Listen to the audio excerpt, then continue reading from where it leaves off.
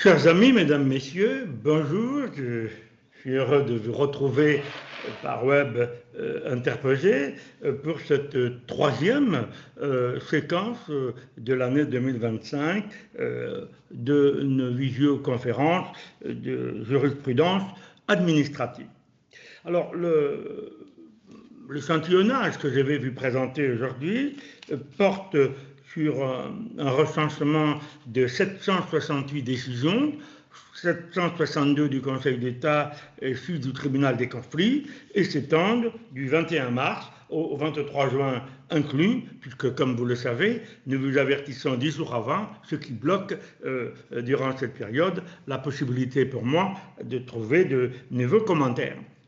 Alors, les deux premières affaires portent sur des questions de réseaux sociaux. On voit que le Conseil d'État sait être à la pointe de la technique. Nous aurons ensuite une décision sur le permis de construire, une autre sur le traitement des données à caractère personnel, qui est très importante, une autre sur le droit du travail, le transfert d'un salarié en cas de perte d'un marché par une entreprise au profit d'une autre, d'un marché privé.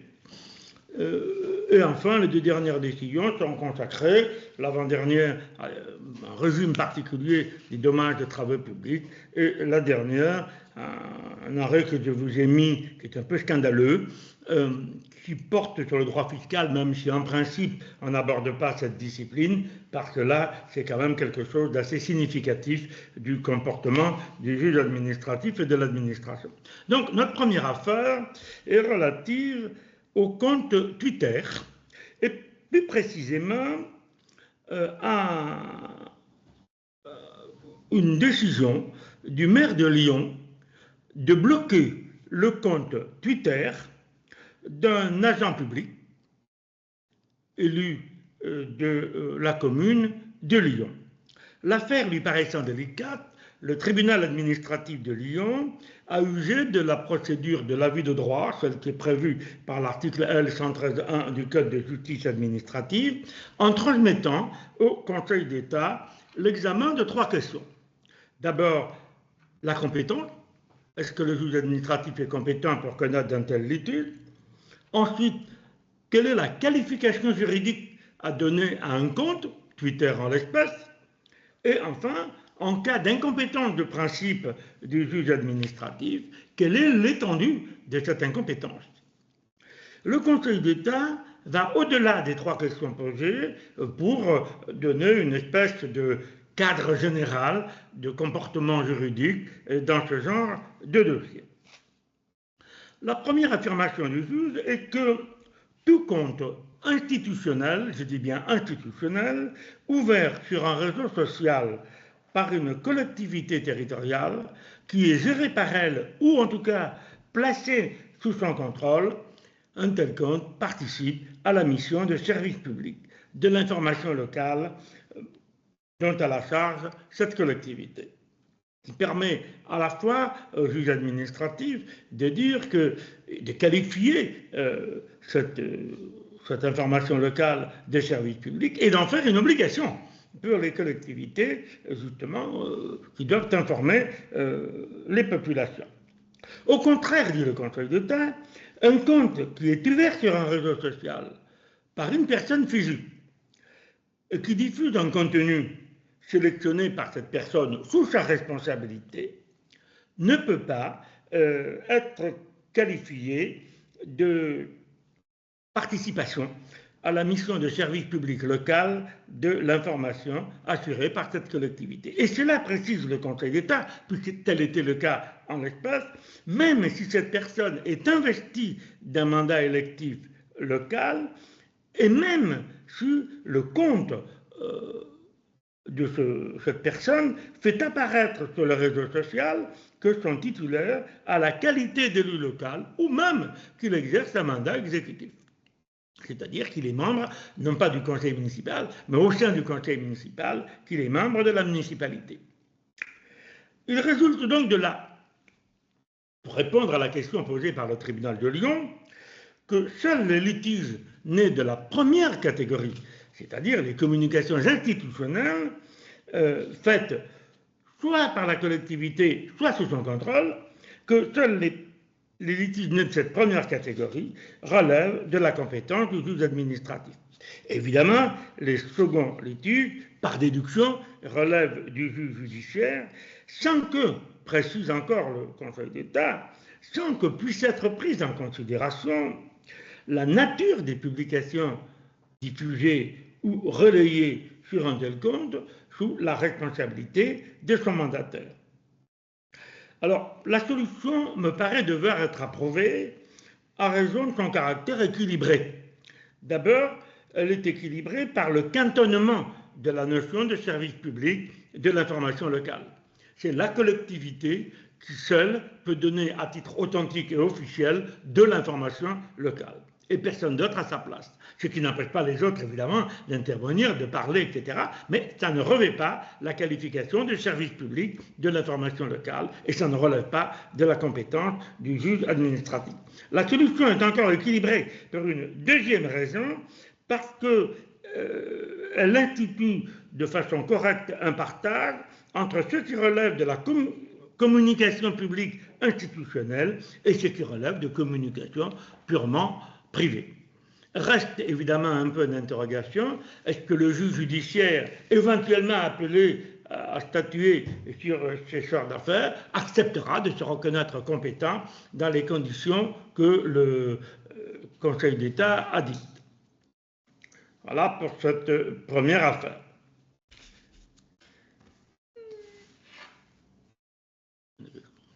Alors, la seconde affaire va me demander beaucoup plus de temps que la précédente, parce que c'est assez complexe comme affaire, mais c'est relatif encore à une question de réseaux sociaux. Alors que l'affaire que je viens d'exposer résultait d'un avis contentieux du Conseil d'État du 6 mars 2025, celle dont nous allons parler, qui a les honneurs de la publication Le Bon, est un arrêt d'assemblée du contentieux du 1er avril 2025, Ligue des droits de l'homme et autres. Alors, réseaux sociaux, disons-nous, le requérant constate le blocage du compte TikTok par le Premier ministre, par une décision du 14 mai 2024, qui ne fait pas l'objet d'une décision publiée. C'est donc le fait matériel du blocage qui constitue la décision et donc qui permet de contester dans le délai légal devant le juge de l'excès de pouvoir. Et le Premier ministre s'est fondé pour cela sur l'existence sur le territoire de la Nouvelle-Calédonie de circonstances exceptionnelles. Cette mesure a été mise en œuvre du 15 au 29 mai 2024 et le même jour, donc 14 mai, le Premier ministre a appliqué l'état d'urgence sur le territoire de la Nouvelle-Calédonie à partir de 20h, heure de Paris. Donc faisons bien attention, autant le blocage relevait de la compétence propre du Premier ministre, on verra que c'est discutable, autant l'état d'urgence suppose une réunion du Conseil des ministres, puisque ça ne peut être qu'un décret pris en Conseil des ministres. Mais c'est l'un des rares cas où le décret pris en Conseil des ministres est pris par le Premier ministre, puisque normalement, tout décret délibéré en Conseil des ministres est un décret du chef de l'État. Et là, il met en vigueur donc l'état d'urgence à partir de 20h, c'est-à-dire, nous sommes le 14 mai, qu'il est déjà 5h du matin à Nouméa du lendemain, du 15 mai. J'insiste parce que vous allez voir la complexité de la difficulté. Il faut savoir que la loi sur l'état d'urgence du 3 avril 1955 a fait l'objet d'une modification du 2 de son article 11 après les attentats de novembre 2015. Je dis rapidement en quoi consiste cette modification. Elle prévoit que le ministre de l'Intérieur, parlons bien du ministre de l'Intérieur, peut prendre toute mesure d'interruption de tout service de communication publique en ligne provoquant à la commission d'actes de terrorisme ou en faisant l'apologie. Alors, saisi par les requérants de la décision primo-ministérielle de blocage de TikTok, le Conseil d'État et c'est le premier apport de la décision d'Assemblée, estime que peuvent être appliqués cumulativement en un même lieu et au même moment et le régime jurisprudentiel des circonstances exceptionnelles et le régime législatif de l'état d'urgence. Mais chacun a ses conditions propres. Il suit de là que le recours au régime des circonstances exceptionnelles n'est possible qu'aux conditions habituelles de déclenchement de ce régime, c'est-à-dire que lorsque aucune des mesures susceptibles d'être prises, soit au titre de l'état d'urgence qu'on vient d'instaurer en doublant les circonstances exceptionnelles, soit au titre d'autres régimes d'exception, soit même au titre d'un régime de droit commun, n'est pas de nature à répondre aux nécessités du moment. Cette première décision du Conseil d'État pose une question délicate. Est-ce que cette décision doit être considérée, ce serait la première dans ce cas, qu'elle établit une hiérarchie entre les régimes légaux d'exception, qui primerait ainsi toujours sur le régime jurisprudentiel, lequel ne pourrait jouer que de façon supplétive. Je ne le pense pas, et un peu sérieusement en douter. Ou bien, est-ce que la décision veut dire que le Premier ministre est libre d'opter entre soit l'application du seul régime des circonstances exceptionnelles, soit du seul régime de l'état d'urgence ou tout autre régime d'exception, soit des deux à la fois. Sur le fond, le Conseil d'État va d'abord indiquer à quelles conditions la mesure respecte le principe de juridicité. Et il va appliquer ces conditions au cas de l'espèce, soufflant ainsi le chaud et le froid. Alors, concernant les conditions de juridicité de la mesure, le Conseil d'État commence par rappeler qu'il est question ici de la liberté d'expression et de communication, prévue à l'article 11 de la Déclaration de 89, et que cette liberté reconnue par l'article 11 d'expression et de communication implique la liberté d'accès aux services de communication en ligne au public, liberté d'accès et liberté de s'y exprimer.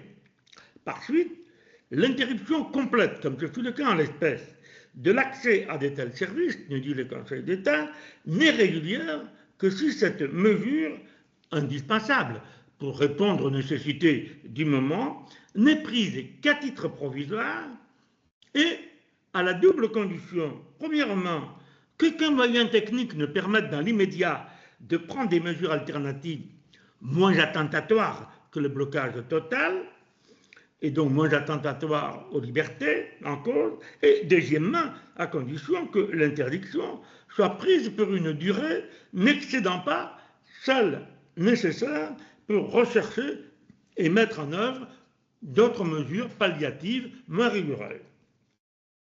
Enfin, toujours sur le plan de la juridicité de la mesure, le Conseil d'État ne fait aucune difficulté pour reconnaître que ce territoire de Nouvelle-Calédonie a été le théâtre d'événements exceptionnellement graves, ce qui autorisait le Premier ministre à user de la loi de 1955 à l'état d'urgence pour ordonner l'interruption du service TikTok.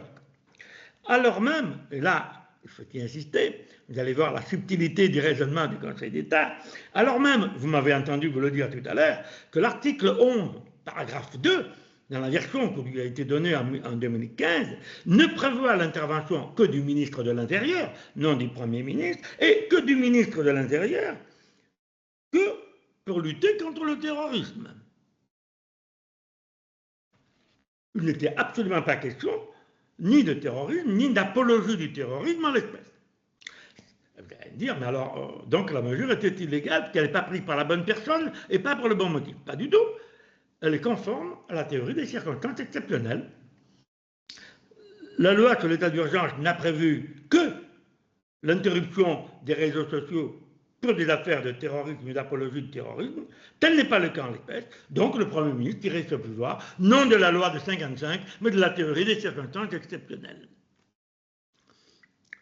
C'est acrobatique, mais c'est le Conseil d'État dont je rappelle que son métier fondamental n'est pas de dire le droit, mais de faire du funambulisme. Dans un second temps, le Conseil d'État va appliquer au cas de l'espèce ce que j'appelle le chaud et le froid. Donc, première affirmation, et donc conclusive du Conseil d'État, en principe, le Premier ministre pouvait aller au-delà des prévisions de la loi de 1955 parce qu'aucune disposition de cette loi, ni d'aucune autre loi relative à des régimes particuliers de police, car je rappelle que là, nous sommes dans une affaire de simple police, aucune loi ne permettait de bloquer les comptes sociaux en dehors du cadre du terrorisme. Donc, pour bloquer un compte social en dehors du cadre du terrorisme, il n'y a que la théorie des circonstances exceptionnelles.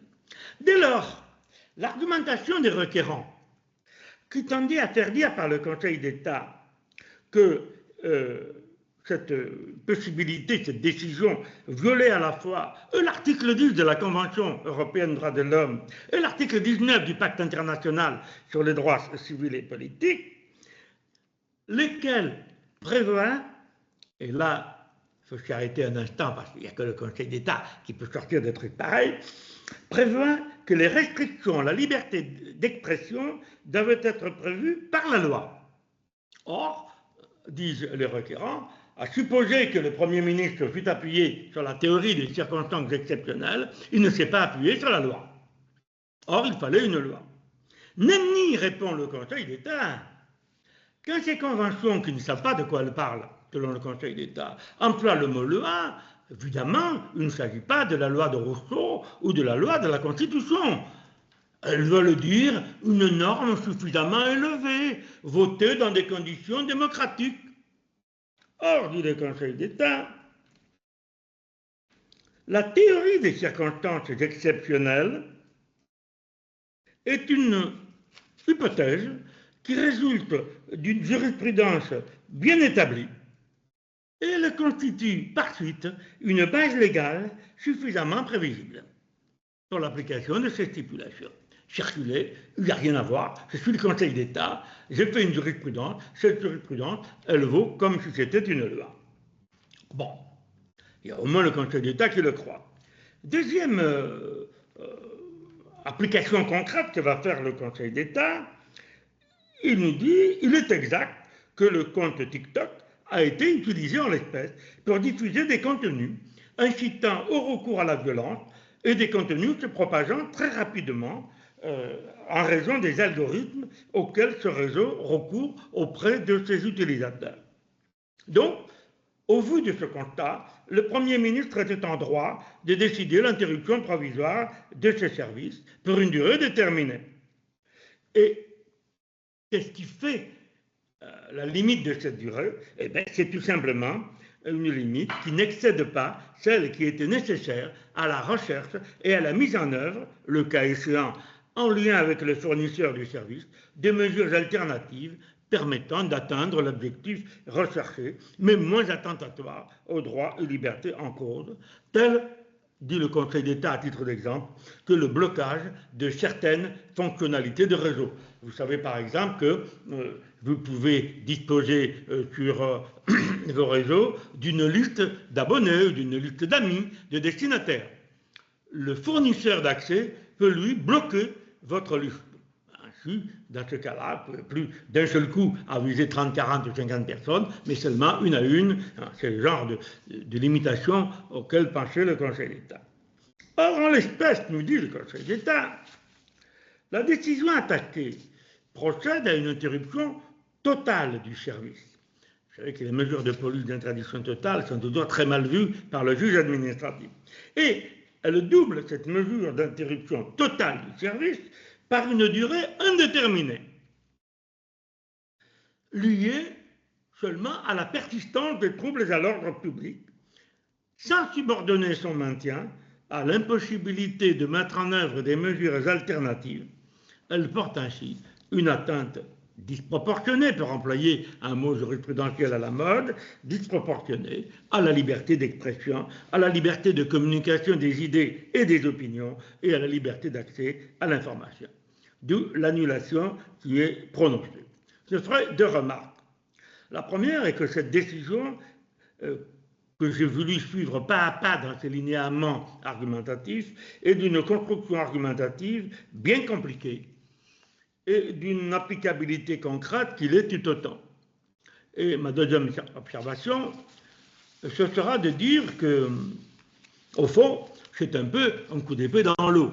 D'abord, on annule, alors que bien sûr, la mesure a cessé de produire tout effet, mais surtout, mesdames, messieurs, que demandait le Conseil d'État? Que demanderait-il au Premier ministre? Que celui-ci dise « J'interromps totalement le service TikTok jusqu'à ce que nous soyons en mesure de trouver un moyen palliatif permettant de réduire strict minimum la portée de la prohibition juste à ce qui est nécessaire. » Il aurait dit ça et l'affaire était réglée. Sans compter qu'il faut quand même pour ça avoir l'accord, ou au moins la participation du titulaire du site, et donc c'est pas sûr que celui-ci, TikTok, veuille se prêter à ce jeu. Là, le Premier ministre aurait besoin de dire « J'ai essayé de limiter au maximum la casse en matière de liberté, mais TikTok ne m'a pas répondu. » Et l'affaire serait ainsi réglée. Donc, okay. La troisième de nos affaires est relative au permis de construire ou opposition à déclaration préalable dans des conditions un peu particulières. Une société a demandé au tribunal administratif de Toulon d'annuler l'arrêté du maire de Saint-Raphaël qui lui a refusé la délivrance d'un permis de construire pour la réalisation d'un bâtiment à usage mixte de bureaux, de commerce et d'habitation. Et attaque également le rejet du recours gracieux contre cet arrêté. Le tribunal de Toulon a saisi le Conseil d'État d'une demande d'avis de droit, encore une fois, article L. 113.1 du Code de justice administrative. Et la demande du TA de Toulon n'est pas banale. Le TA de Toulon se demande si le pétitionnaire d'un permis de construire, qui en dehors de toute disposition législative et réglementaire prévoyant la possibilité pour l'autorité compétente d'assortir son autorisation d'urbanisme de prescriptions spéciales, comme dit le texte, donc ce pétitionnaire qui se va opposer un refus de permis de construire ou une opposition à déclaration préalable, peut-il se prévaloir devant le juge administratif de ce que, bien que son projet méconnaisse les dispositions législatives et réglementaires dont l'administration est chargée d'assurer le respect, cette dernière aurait pu ou aurait dû lui délivrer cette autorisation en l'assortissant de prescriptions. Autrement dit, l'administration aurait un devoir de complétude et de dire soit, bon, votre permis est rejeté purement et simplement parce qu'il est impraticable, soit il est rejeté en tant qu'il ne comporte pas ou en tant qu'il comporte, etc., etc. Alors, le Conseil d'État répond tout d'abord que les dispositions ad hoc du Code de l'urbanisme obligent bien sûr l'autorité administrative, c'est le point de départ, c'est la base, l'autorité administrative compétente à s'assurer de la conformité des projets qui lui sont transmis aux fins d'autorisation et de leur conformité aux dispositions légales ou réglementaires. Et donc, bien sûr, ces autorités ne peuvent autoriser sous le contrôle du juge que des projets conformes à ces dispositions. Très bien. Ensuite, le juge rappelle deux points qui sont importants. Le premier, c'est qu'on l'oublie souvent, le pétitionnaire d'un permis de construire a toujours la possibilité, pendant le délai d'instruction, d'apporter à son projet les modifications qu'il estime devoir y apporter, pourvu qu'elles soient portées à la connaissance de l'administration avant l'expiration du délai d'instruction du dit permis, et évidemment, il doit assortir ces demandes de modification des pièces nécessaires, justificatives de sa demande. Ça, c'est du côté du pétitionnaire. Du côté de l'administration chargée d'autoriser ou pas les projets d'urbanisme, l'autorité a bien sûr la faculté. Mais ce n'est qu'une faculté, pas une obligation. A la faculté soit d'accorder, soit de refuser bien sûr le permis, soit de l'accorder purement et simplement, soit encore de l'accorder en assortissant sa décision de prescriptions spéciales. Et l'on sait que, par ailleurs, la jurisprudence considère que l'autorité ne peut assortir la décision d'octroi conditionnel, dans ce cas du permis de construire, de prescriptions spéciales, que dans le cas où ces prescriptions spéciales sont d'une nature telle qu'elles ne nécessitent pas la présentation d'un nouveau projet. Elles ont simplement pour effet d'assurer la conformité des travaux projetés aux dispositions qui leur sont applicables. Enfin, le juge en arrive à la question posée. Enfin, y a-t-il l'obligation, spontanément, de dire voilà ce qu'il faudrait faire pour obtenir le permis? Et là, ce n'est pas une surprise d'ailleurs, le Conseil d'État dit qu'il va de soi que celui auquel a été opposée une décision de refus de permis ne peut pas soutenir devant le juge, dont je rappelle qu'il n'est que le juge de l'excès de pouvoir et pas de la pleine juridiction, ne peut soutenir devant le juge qu'on aurait dû lui délivrer l'autorisation en l'assortissant de prescriptions spéciales. En effet, c'est l'occasion de rappeler ici que les décisions d'urbanisme ne sont que des mesures de police, donc des actes unilatéraux, et même dont l'unilatéralité, parce que c'est de la police, est renforcée. Et le juge en question est celui de l'excès de pouvoir, non du plein contentieux. Il ne peut pas corriger, rectifier la décision de l'administration. Elle a le droit, si elle le veut, d'assortir de prescriptions spéciales. Ça n'est pas une obligation. Elle n'use pas de cette faculté. Eh bien, c'est terminé. Le juge ne peut rien faire et l'administration, elle attend tout simplement une nouvelle demande, éventuellement corrigée, de permis de construire. Ça, c'était donc un arrêt de section du 11 avril 2025, Société AI Promotion, qui sera publié au Le Bon, dont on peut se demander pourquoi il a été rendu en section, vraisemblablement parce que ça relève un peu de l'évidence, mais parce que le Conseil d'État a voulu resserrer les boulons et rappeler que l'administration n'est pas là pour donner des consultations, elle est là pour faire appliquer le droit, enfin dans ces matières unilatérales, et le droit, c'est on accorde un permis, on le refuse, on l'accorde avec prescription spéciale, mais seulement si la commune le souhaite.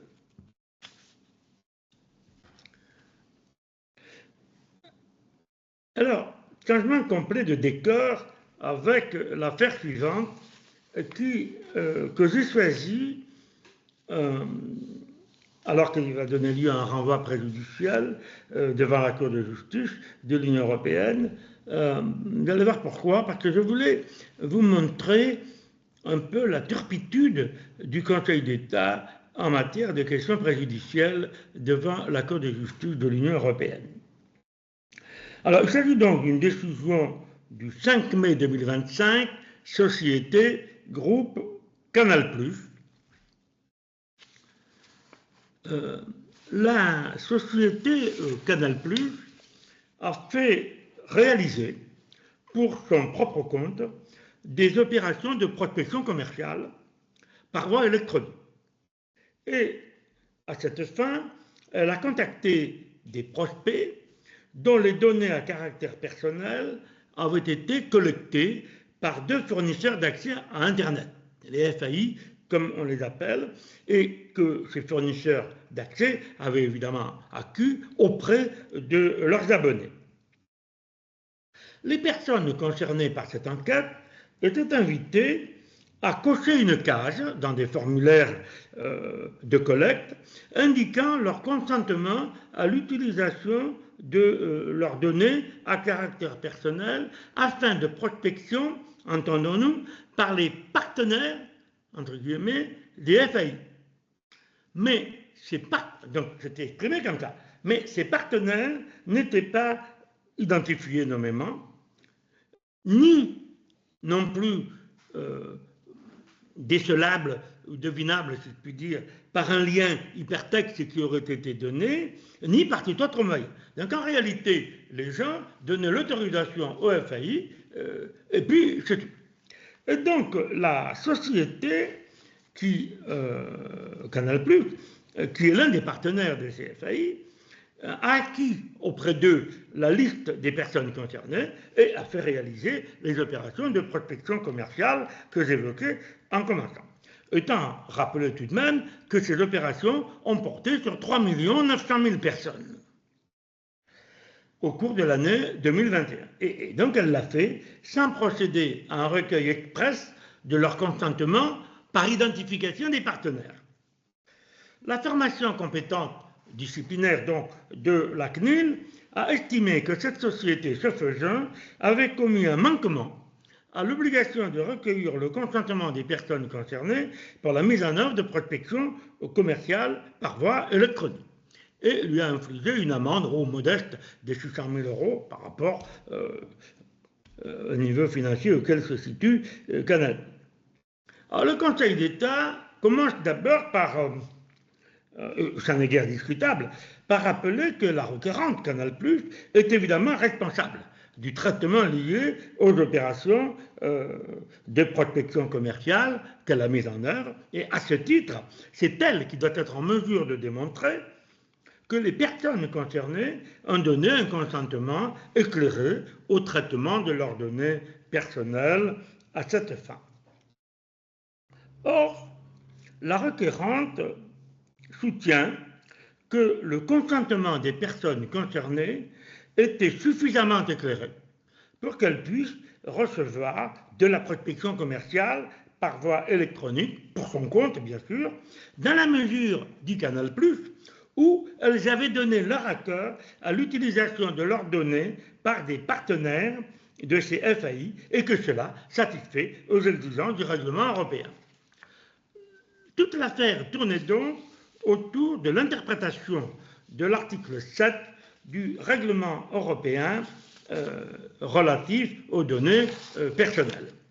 Est-ce que cet article 7 était satisfait dès l'instant qu'ils avaient donné leur accord sur un formulaire pour être interrogés par les partenaires de leurs fournisseurs d'accès, qui eux, les fournisseurs d'accès, étaient identifiés, ou bien est-ce qu'il fallait aller plus loin et dire non, non seulement ils devaient donner leur accord aux primo-collectants que sont les FAI, mais également aux collectants in fine que sont les différents partenaires intéressés. Le Conseil d'État se laisse convaincre de renvoyer l'affaire à la Cour de justice de l'Union européenne en lui adressant une question préjudicielle. Mais, et je voudrais insister là-dessus, parce que c'est très révélateur, dans les autres pays d'Europe que je connais, l'Allemagne, l'Angleterre, quand elle était membre de l'Union, l'Italie, l'Espagne, quand on a une affaire comme ça, le requérant, qui saisit le juge national d'une demande de questions préjudicielles, rédige, l'avocat bien sûr, rédige la question, ou les questions s'il y en a plusieurs. Et à la fin de sa décision, le juge national soit décide qu'il n'y a pas lieu à renvoyer, donc on arrête là, soit décide qu'il y a lieu à renvoyer, et en ce cas, eh bien, point à la ligne, il met la question en italique en général, telle qu'elle a été posée, là où les questions telles que posées par le requérant.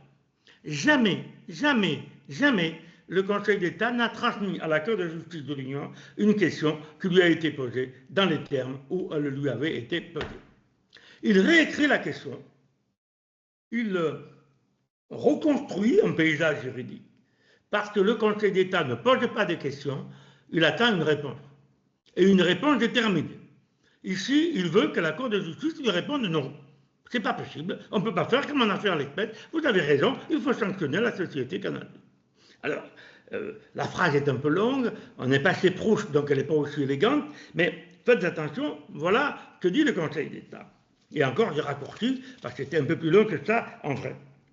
Le Conseil d'État renvoie donc à la césure la question de savoir si la disposition en cause, donc l'article 7 du règlement, doit être interprétée en ce sens que le consentement de la personne concernée, donné à un primo-collectant, à ce que ces données soient utilisées par une catégorie de destinataires, comme en l'espèce les partenaires entre guillemets des FAI, peut être considéré comme un consentement libre, spécifique, éclairé et univoque, terme qui ne figure pas dans le règlement européen, permettant à toute personne appartenant à cette catégorie de procéder à des opérations de prospection commerciale par voie électronique sans avoir besoin de solliciter un nouveau consentement ou, deuxième branche de l'alternative, si la combinaison de ces dispositions implique, dans une telle hypothèse, que tout destinataire de données personnelles recueillies, si son identité n'était pas connue de la personne concernée au moment où elle a donné son consentement au primo-collectant, recueille le consentement de cette personne avant de pouvoir procéder auprès d'elle à de la prospection commerciale en qualité de responsable d'un nouveau traitement. Et comme si ça ne suffisait pas, le Conseil d'État ajoute encore qu'en cas de réponse positive à cette question, si le degré de précision de la notion de catégorie des destinataires revêt une importance, ou si celle-ci peut, comme dans le cas présent, se contenter de renvoyer à tout partenaire, toujours entre guillemets, du primo-collectant.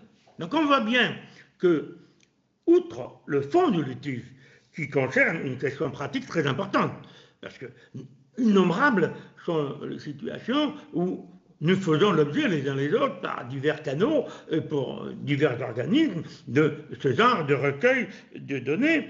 Et donc la réponse est très attendue. Cette décision illustre parfaitement la technique utilisée par le Conseil d'État pour obtenir de la Cour de Luxembourg la réponse qui a ses préférences. C'est-à-dire ici, on l'a bien compris, une réponse négative. Alors, j'ai l'impression, parce que vous pourriez poser la question, est-ce que la Cour de justice est dupe? Elle n'est pas dupe de voir que le Conseil d'État français ne procède pas comme les autres. J'ai plutôt l'impression que la Cour se laisse assez bien faire par le Conseil d'État.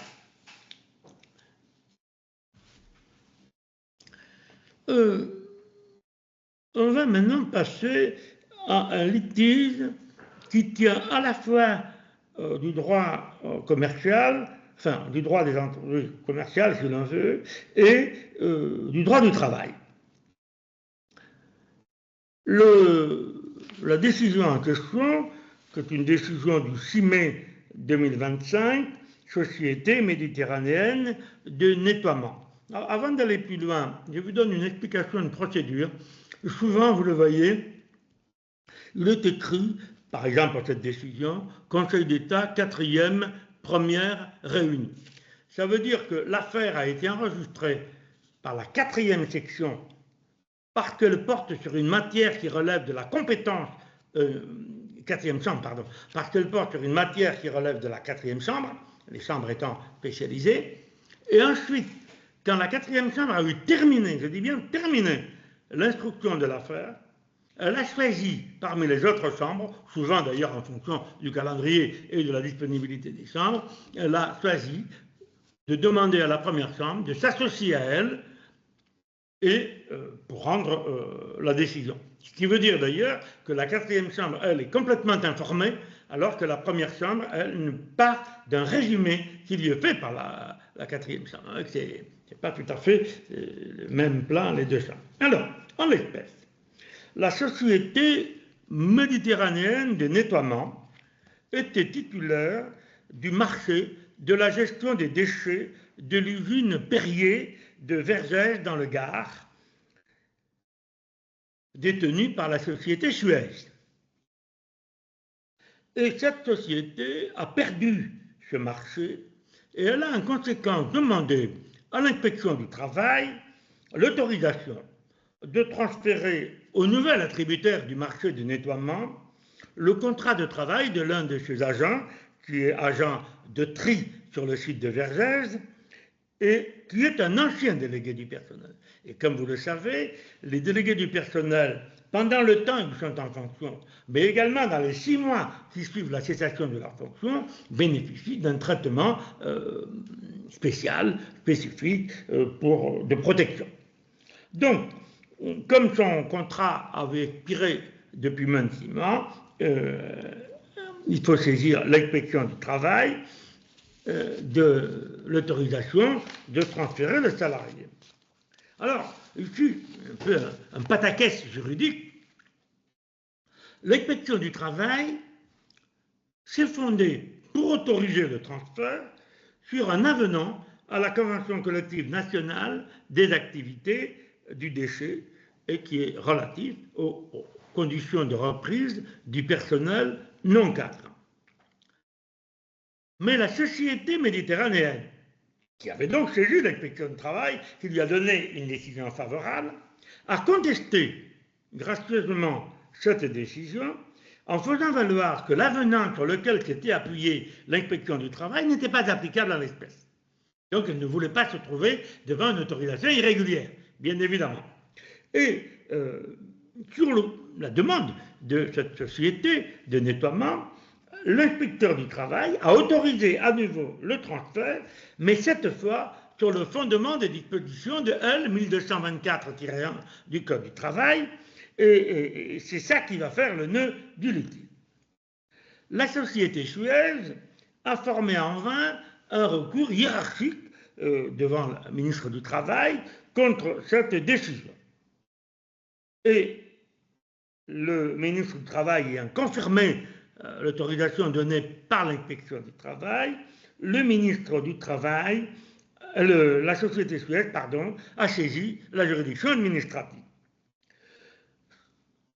Sa demande a été rejetée par le tribunal administratif de Nîmes en première instance et elle a donc interjeté appel devant la Cour de Toulouse.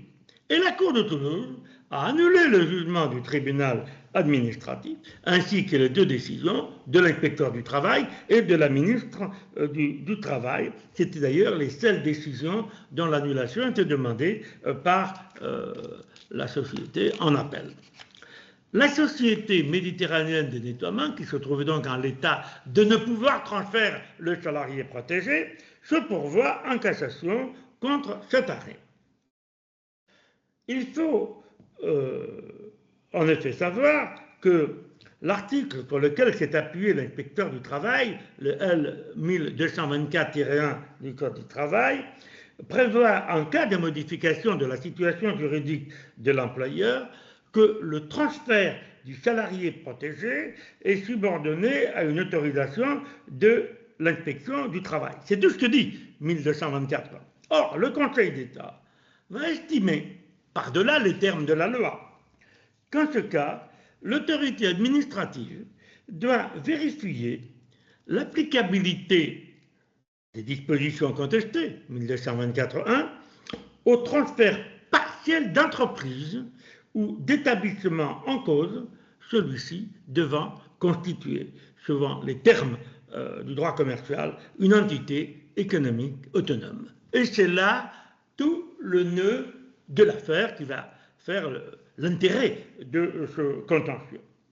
D'abord, le juge rappelle ce que c'est qu'une entité économique autonome, se servant en partie de la jurisprudence de la Chambre commerciale qui contredit en partie la jurisprudence de la Chambre sociale de la Cour de cassation. Il décide donc que constitue une entité économique autonome un ensemble organisé de personnes et d'éléments corporels et incorporels permettant l'exercice d'une activité ayant un objectif propre, conservant son identité et dont l'activité est poursuivie par le nouvel employeur. Ça, c'est la définition jurisprudentielle administrative de l'entité économique autonome. Ensuite, nous dit le Conseil d'État, en réalité, la perte d'un marché n'entraîne pas en elle-même le transfert des contrats de travail.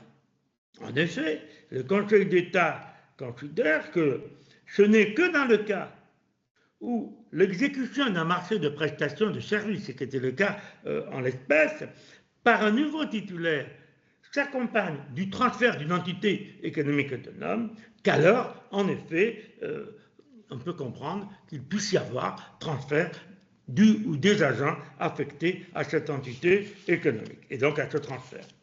Mais, dit le Conseil d'État, c'est à l'administration de rechercher l'existence d'un tel transfert en procédant à une appréciation de l'ensemble des circonstances de fait.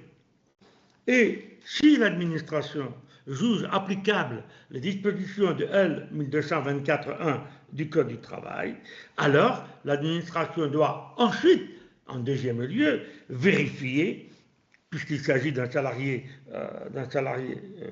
protégé, si celui-ci ne fait pas, à l'occasion de ce transfert, l'objet d'une mesure discriminatoire à raison de ses activités représentatives passées. Voilà le cas de là. Appliquant cette méthodologie au cas de l'espèce, le Conseil d'État estime que la Cour de Toulouse a commis une erreur de droit parce qu'elle a jugé que les dispositions de cet article L. 1224.1, que les dispositions de cet article ne sont pas applicables lorsqu'une entreprise perd un marché repris par une autre entreprise et qu'en conséquence, le transfert du contrat de l'intéressé ne pouvait pas être légalement autorisé. Évidemment, le Conseil d'État dit qu'il lui incombait d'abord, avant de juger cela, de vérifier si l'exécution d'un marché de prestation de services par un nouveau titulaire ne s'accompagnait pas du transfert d'une entité économique autonome. La solution me paraît, dans la complexité des textes, me paraît devoir être approuvée. Au fond, il eût été anormal de décider que toute perte de marché entraîne de facto le transfert des salariés affectés au marché, à tout ce qui concerne l'exécution du marché, et à autoriser automatiquement le transfert. Le Conseil d'État s'abrite, ça paraît assez logique, parce que c'est une construction juridique parfaitement maîtrisée par les tribunaux, même si les chambres sociales et commerciales ne sont pas toujours à l'unisson sur ce sujet, les chambres de la Cour de cassation, mais au moins on a une entité économique autonome. En bref, ça veut dire quoi? Je suis une entreprise, j'ai des activités, ou une activité, peu importe. Parmi ces activités, j'ai un marché de nettoiement à tel endroit. Est-ce que ce marché de nettoiement est suffisamment isolable dans mes activités, de manière comptable, pratique, etc., ou non? Si c'est non, eh bien, il n'y a pas de transfert automatique. Si, en revanche, c'est oui, on peut transférer. Et ici, en plus, s'ajoute notre question, mais indépendante de la précédente, qui est celle du statut du salarié protégé. Donc, au fond, la solution réalise un bon compromis entre la réalité économique et la protection de certains salariés en objectivant le motif de transfert du salarié, ici, via le concept d'entité économique autonome.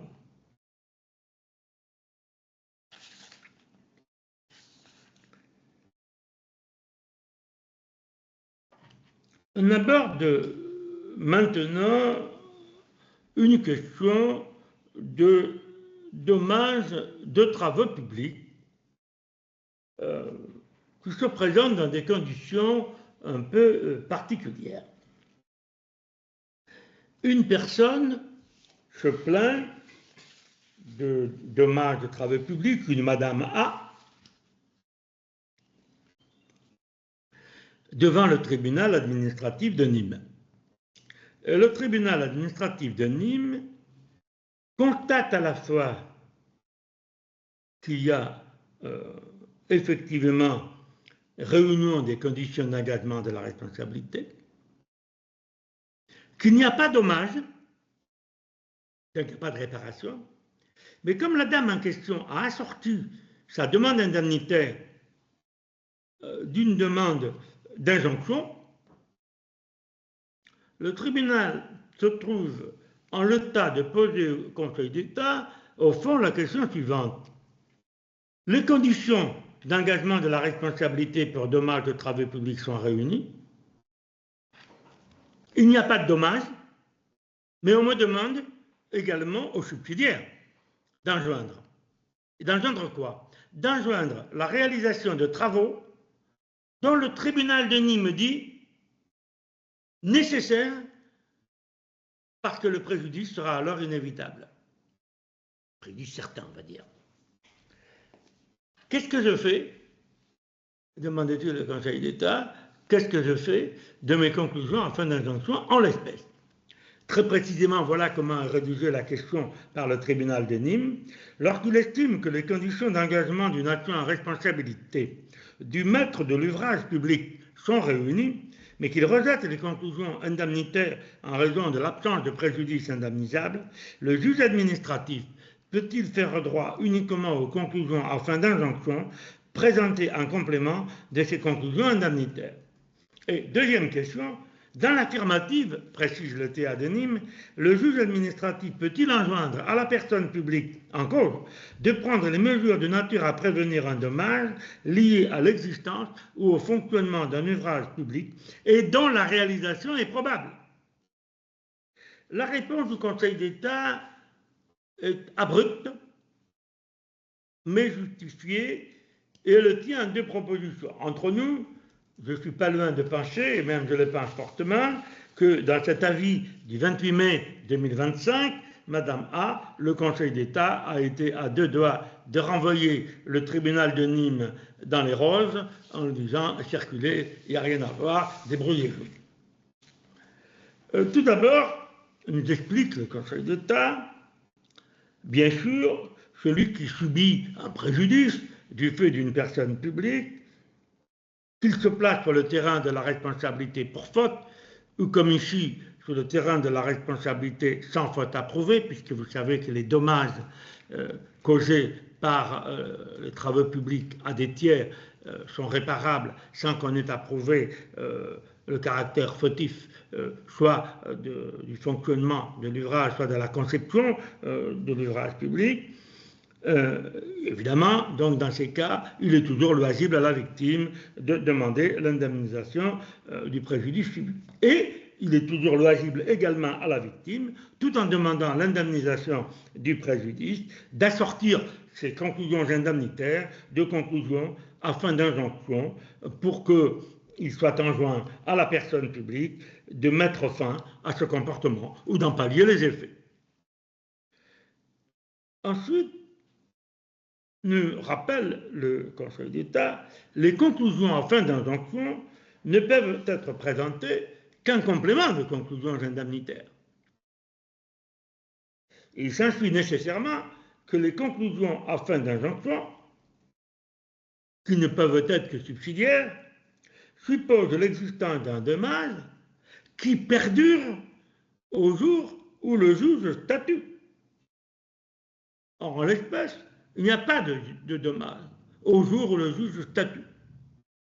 À défaut de persistance du dommage au jour où le juge statue, il ne peut pas être fait droit à une demande d'injonction. Injonction pour faire cesser quoi? Le dommage, il n'existe pas. La solution, qui peut paraître sévère, est au fond logique. Une injonction qui serait demandée au juge, en dehors de tout dommage actuel, constitue en fait non pas une demande contentieuse, il n'y a pas de litige, mais constitue purement et simplement une demande administrative qui devrait être adressée directement à l'administration.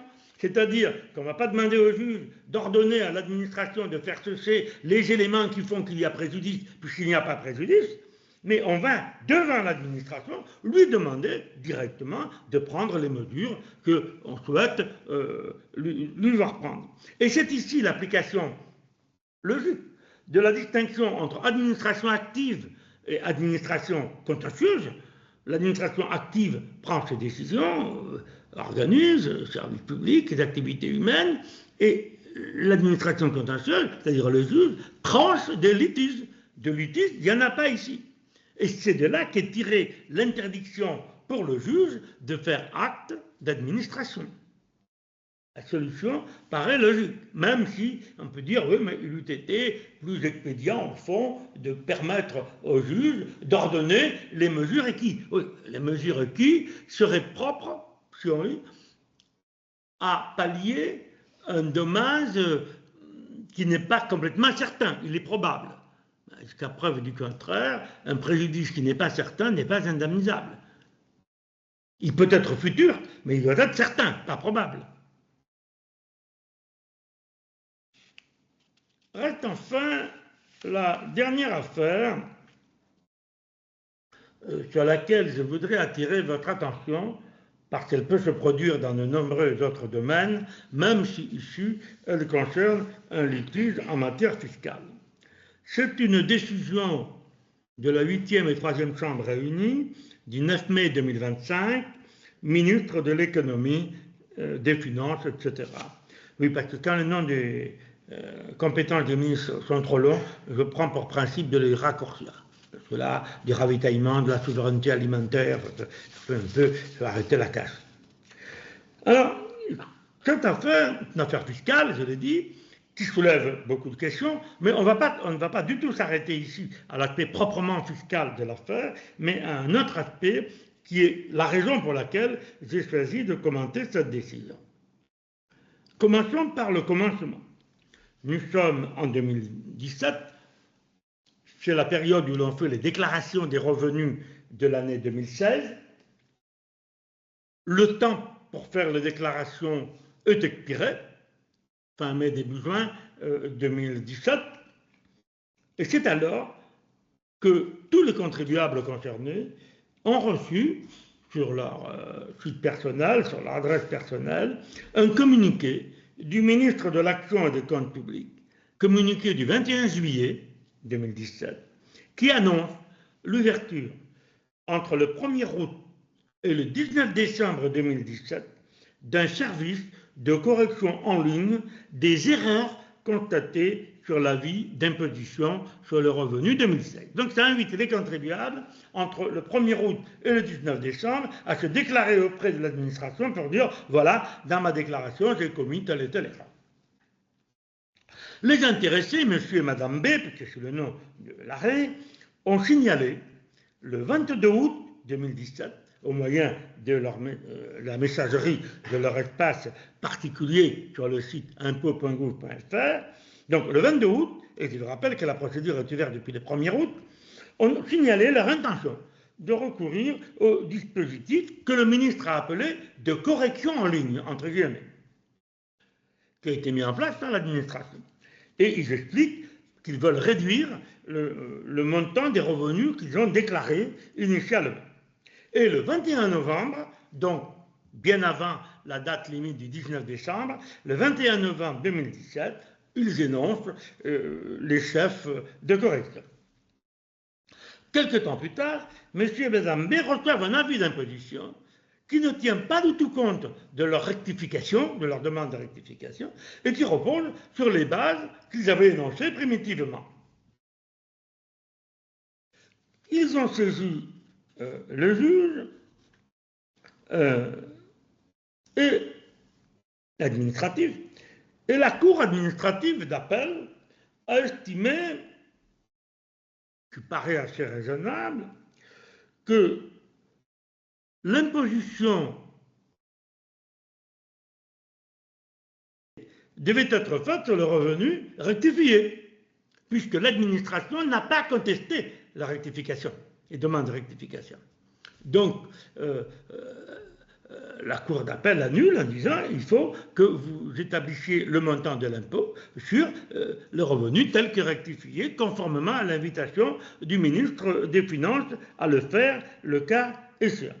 Or, et dit la Cour, et si l'administration, comme elle l'a fait, n'a pas retenu les bases rectifiées, mais les bases initiales, alors c'est qu'elle a rejeté les demandes de modification.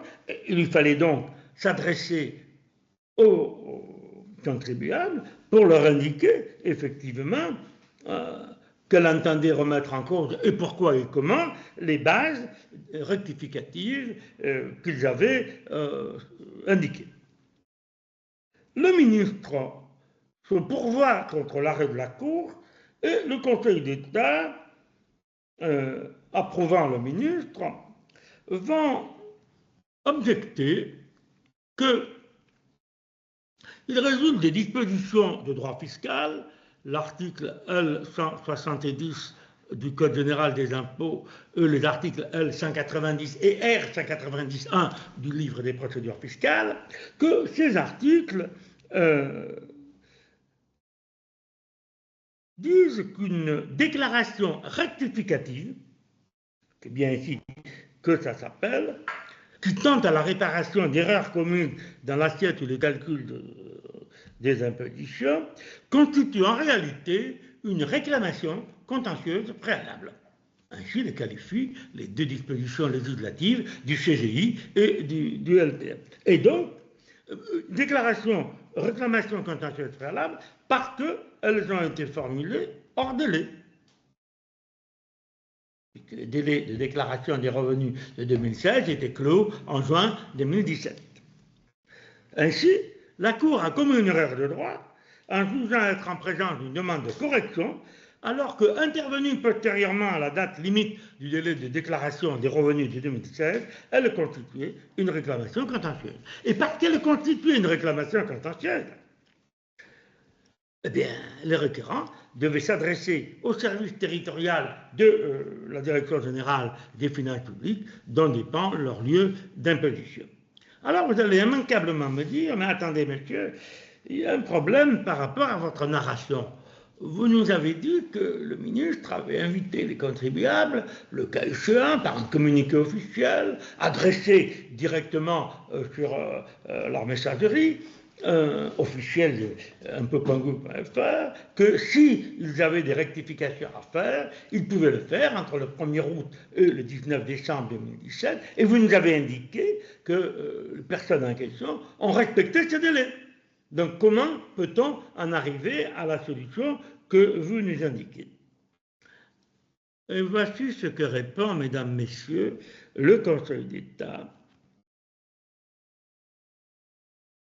que ne peut pas avoir d'incidence à cet égard la teneur de ce communiqué, car ce communiqué du ministre, ne comportant que des énonciations relatives à la procédure d'imposition, ne saurait contenir aucune interprétation de la loi fiscale opposable à l'administration sur le fondement du dernier alinéa de l'article L80A du LPF. Alors l'article L80A, qui est l'ancien article 318 du Code général des impôts, cet article, c'est simplement les prises de position officielles de la doctrine fiscale. On peut opposer à l'administration les prises de position officielles de la doctrine fiscale. Mais le ministre des Finances, en disant aux gens, vous pouvez rectifier, ne rentrerait pas dans ces conditions. Avec cette conclusion injuste et immorale que je vous livre en propres termes, tel que le Conseil d'État l'a écrite, l'administration pouvait régulièrement établir l'imposition sur la base des revenus initialement déclarés sans engager une procédure de rectification. Vous imaginez bien qu'une action en responsabilité fondée sur la déloyauté ou l'insécurité juridique volontaire n'aurait guère de chance de prospérer, tout comme une action fondée sur la confiance légitime, puisque n'est pas encore issu le droit de l'Union européenne. Resterait peut-être la voie de la CEDH et de l'article 1er de son premier protocole additionnel. Affaire bien triste, vous en concevrez, et qui laisse un peu un goût amer sur la moralité du juge et de l'administration fiscale. Je vous remercie. Il n'y a rien sur le... Alors, vous avez reçu également ce qu'on appelle les brèves, même si le document concernant les brèves est long, puisque vous avez 70 décisions. Alors, je lui pose une question à laquelle vous pouvez répondre plus tard. Au lieu de vous énumérer les décisions au fur et à mesure que je les relève, je les ai réparties en rubriques pour que ce soit, me semble-t-il, plus facile pour vous à repérer. Vous me direz si ça vaut le coup de maintenir cette nouvelle façon de faire, c'est-à-dire par mots-clés, ou s'il faut laisser dans le désordre et que, voulant vous mettre au droit administratif, un jour vos connaissances, vous voulez absolument tout lire. Voilà. S'il y avait des questions, n'hésitez pas à me les poser sur ces brèves. D'ailleurs, pour une prochaine fois, pour le mois d'octobre, je vous inviterai, après avoir reçu les brèves, éventuellement à dire, voilà, j'ai une question sur la brève numéro 2, 4 et 8. Je répondrai sur ce point.